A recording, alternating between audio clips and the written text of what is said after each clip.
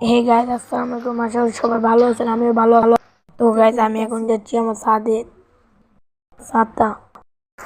তলিয়ে গিয়েছে।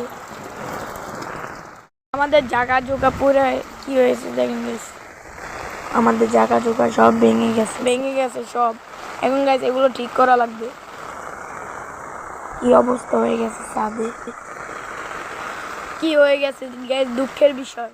এদিকে ছাদ সব তলিয়ে গিয়েছে। তো গাইস এদিক দিয়ে তো পুরাটাই ভেঙে গিয়েছে, দেখেন অবস্থাটা।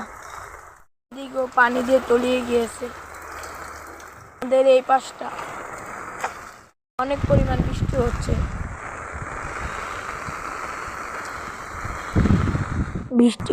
আমাদের এলাকায় আমাদের দরজা মজা ভেঙে পড়ছে। এর মতন এখানে বিদায়, টাটা বাই বাই।